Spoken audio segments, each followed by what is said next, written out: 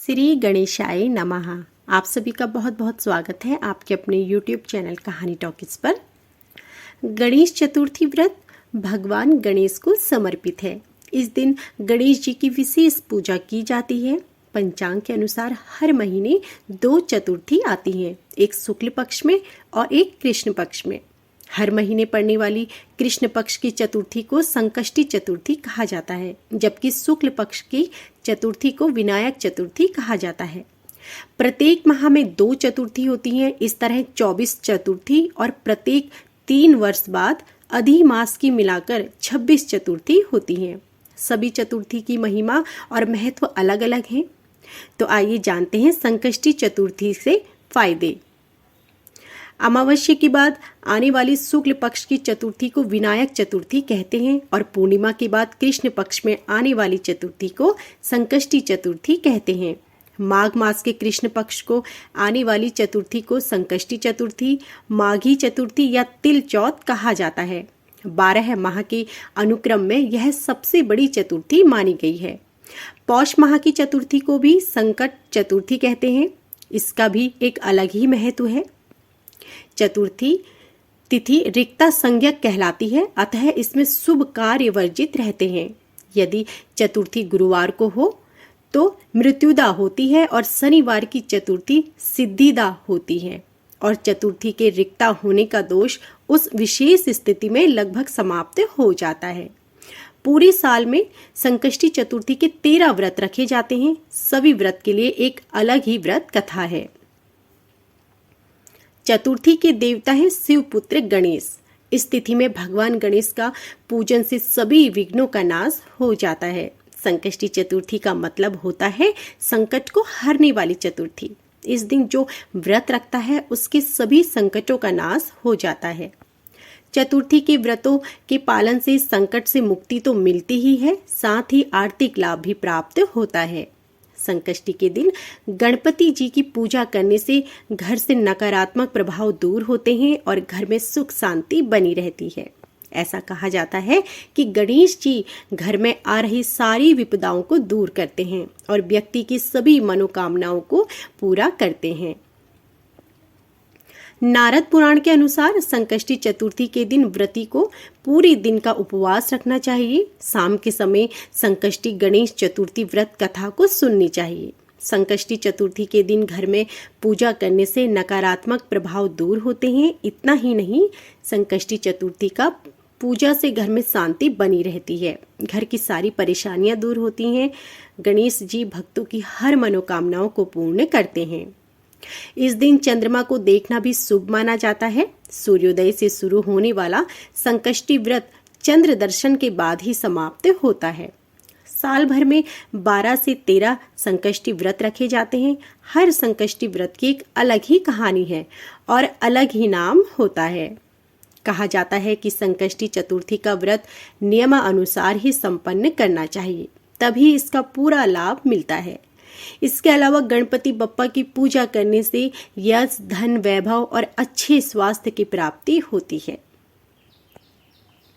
ज्येष्ठ संकष्टी चतुर्थी 2023 या एक दंत संकष्टी चतुर्थी व्रत सोमवार 8 मई 2023। संकष्टी चंद्रोदय समय रहेगा रात्रि 10:04 पर।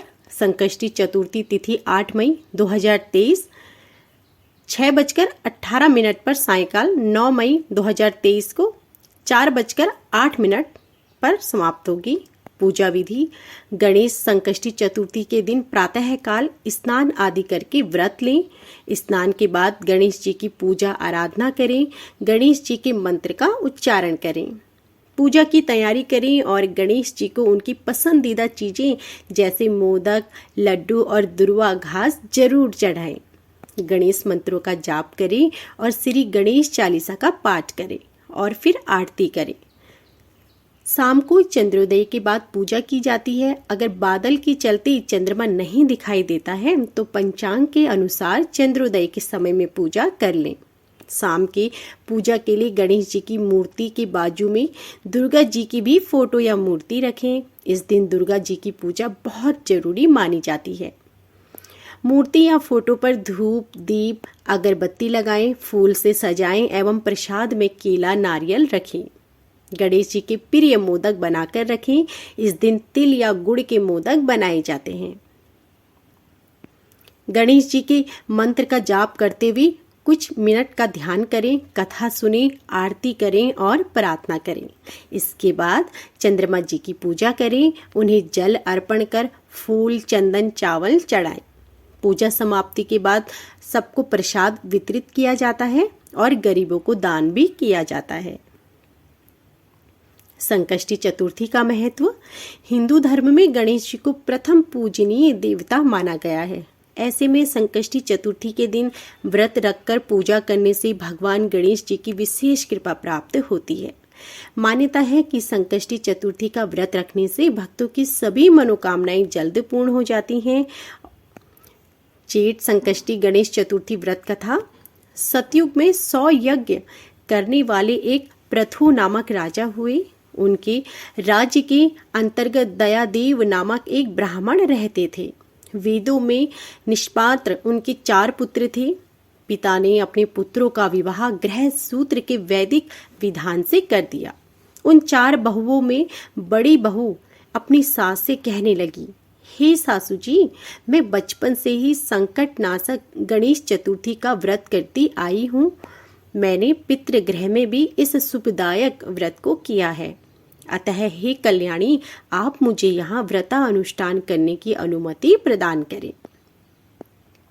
पुत्रवधू की बात सुनकर उसके ससुर ने कहा, हे बहू, तुम सभी बहुओं में श्रेष्ठ और बड़ी हो। तुम्हें किसी प्रकार का कष्ट नहीं है और ना तुम भिक्षुणी हो। ऐसी स्थिति में तुम किस लिए व्रत करना चाहती हो? हे सौभाग्यवती, अभी तुम्हारा समय उपभोग करने का है। ये गणेश जी कौन है? फिर तुम्हें करना ही क्या है? कुछ समय पश्चात बड़ी बहू गर्भिणी हो गई। 10 मास बाद उसने सुंदर बालक का प्रसव किया। उसकी सास बराबर बहू को व्रत करने का निषेध करने लगी और व्रत छोड़ने के लिए बहू को बाध्य करने लगी।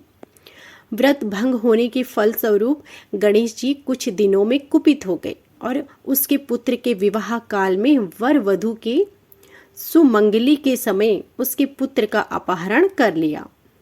इस अनहोनी घटना से मंडप में खलबली मच गई। सब लोग व्याकुल होकर कहने लगे, लड़का कहाँ गया? किसने अपहरण कर लिया? बारातियों द्वारा ऐसा समाचार पाकर उसकी माता अपने ससुर दयादेव से रो रो कर कहने लगी, हे ससुर जी, आपने मेरे गणेश चतुर्थी व्रत को छुड़वा दिया है, जिसके परिणाम स्वरूप ही मेरा पुत्र गायब हो गया है। अपनी पुत्र वधू के मुख से ऐसी बात सुनकर ब्राह्मण दयादेव बहुत दुखी हुए। साथ ही पुत्र वधू भी दुखित हुई। पति के लिए दुखित पुत्र वधू प्रति मास संकटनाशक गणेश चतुर्थी का व्रत करने लगी। एक समय की बात है कि गणेश जी एक वेदयज्ञ और दुर्लभ ब्राह्मण का रूप धारण करके भिक्षाटन के लिए इस मधुर भाषिणी के घर आए।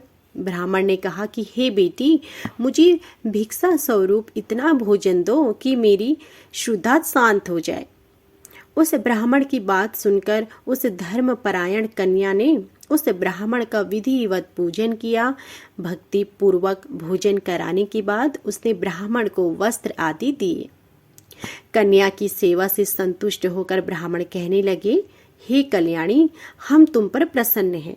तुम अपनी इच्छा के अनुकूल मुझसे वरदान मांगो। मैं ब्राह्मण वेशधारी गणेश हूँ और तुम्हारी प्रीति के कारण आया हूँ।